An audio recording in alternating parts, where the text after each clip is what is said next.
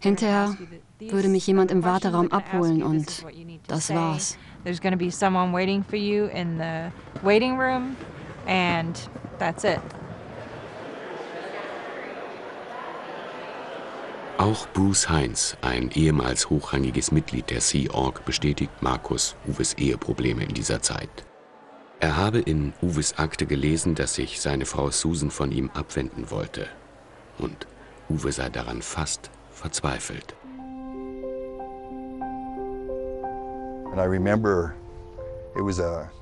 Ich weiß noch, wie traurig ich war, als ich seine Worte las. Er sagte, ich möchte doch nur von dir hören, ich liebe dich. Seine Beziehung zu ihr war ihm sehr wichtig. Sein Bruder Uwe, der Sicherheitschef des Hauptquartiers, so findet Markus heraus, habe zu dieser Zeit schon gewusst, dass er an multipler Sklerose erkrankt sei. Er habe rausgewollt aus Scientology, wird ihm berichtet. Uwe hatte versucht zu fliehen. Ich denke, wegen dieses Fluchtversuchs und weil er als Security Chief über sensible Informationen verfügte, haben sie ihn ins RPF gesteckt. Wer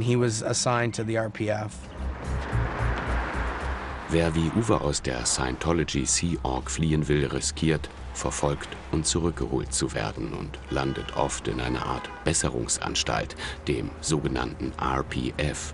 Das thematisiert auch der ARD-Fernsehfilm.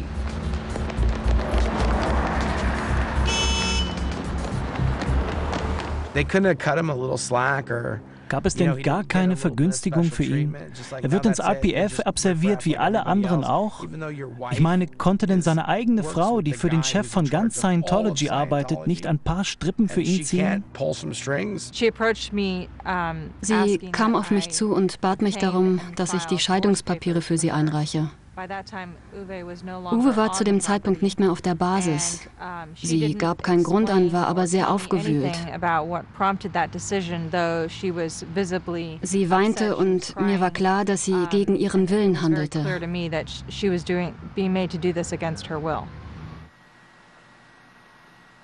Markus findet im Internet aktuelle Bilder seiner ehemaligen Schwägerin Susan, die sich damals, vor etwa 12 Jahren, gegen die Ehe mit seinem Bruder und für die Karriere in der Sea Org entschied, an der Seite des Scientology-Bosses Miscavige.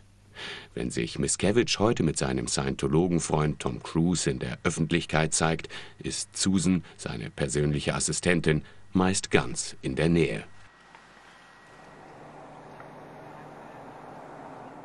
Markus und Bruce fahren in die Berge in der Nähe des Hauptquartiers. Dort lag damals das RPF, die Besserungsanstalt von Scientology, in einem Indianerreservat. Es trug den zynischen Namen Happy Valley, glückliches Tal. Dorthin, sagt Bruce, sei Uwe geschickt worden, um einen weiteren Fluchtversuch unter allen Umständen zu verhindern.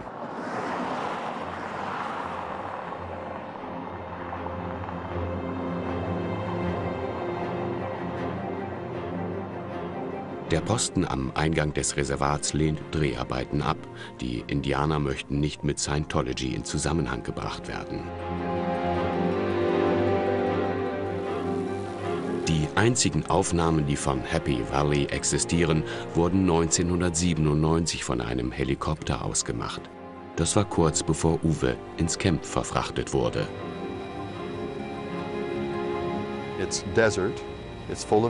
Die Umgebung ist Wüste, voller Kakteen. Es gibt giftige Pflanzen, jede Menge Kojoten, Klapperschlangen, Taranteln und andere Giftspinnen. Sogar Pumas treiben sich dort herum. Es wäre fast unmöglich gewesen, auch nur einen halben Kilometer weit zu kommen. Es war wie ein Gefängnis.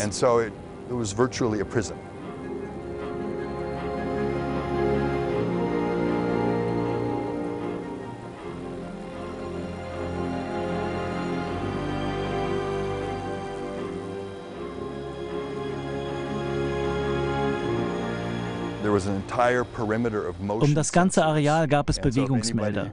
Wenn man sie überquerte, lösten sie einen Alarm aus und die Sicherheitsleute haben dich sofort wieder geholt.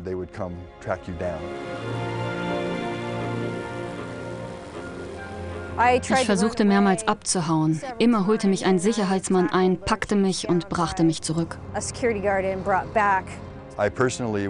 Ich war dort 6 Jahre lang, fühlte mich eingesperrt. interniert.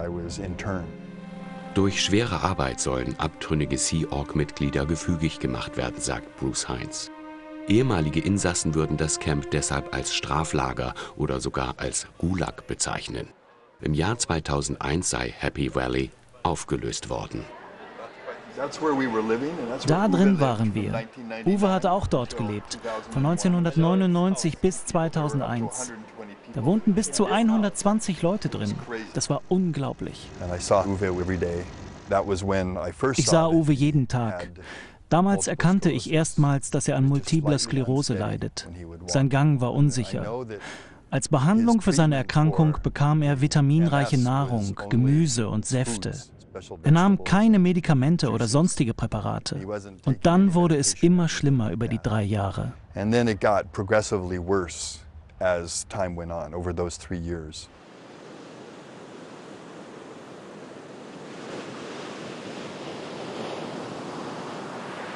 Markus hat keine Zweifel, dass ihm die Zeugen die Wahrheit über das Schicksal seines Bruders gesagt haben.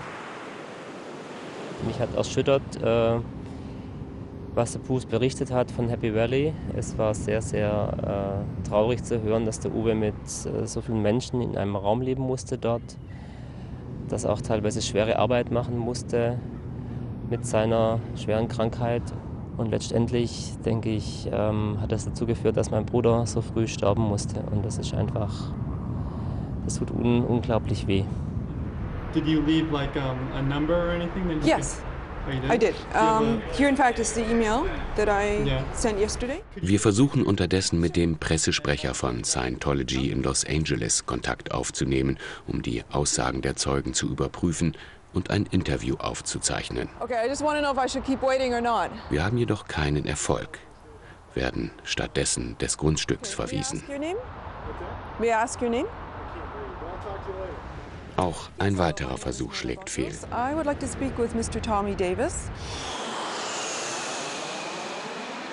Flughafen Los Angeles am nächsten Tag.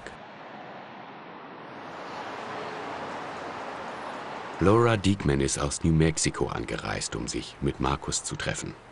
Auch sie war nach eigenen Angaben jahrelang hochrangiges Mitglied der Scientology Sea Org. Als Scientology das Lager Happy Valley geschlossen habe, so erzählt sie, seien die meisten Insassen nach Los Angeles ins Blue Building verlegt worden. Auch Uwe. Das ehemalige Krankenhaus wirkt völlig heruntergekommen. Die Eingänge zum RPF-Trakt sind doppelt gesichert. Strafgefangene in ihrer typischen Bekleidung sieht man in der Umgebung des Blue Building nur vereinzelt. Scientology schirmt sie offenbar ab. Viele Arbeiten finden vermutlich hinter Sichtblenden statt oder in dem Gebäude. Auch im Spielfilm der ARD landet der Protagonist in der Besserungsanstalt von Scientology, wie Uwe damals. Er bekommt eine Art Gefängniskleidung und beobachtet, wie andere Leidensgenossen zu harter körperlicher Arbeit eingeteilt werden. Aufseher sollen die Flucht verhindern.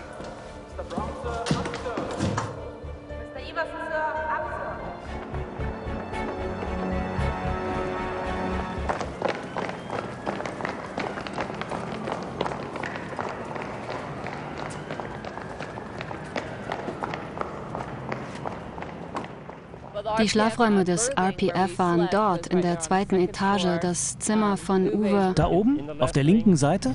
Ja, im linken Flügel. Die Räume für die Frauen waren auf der anderen Seite.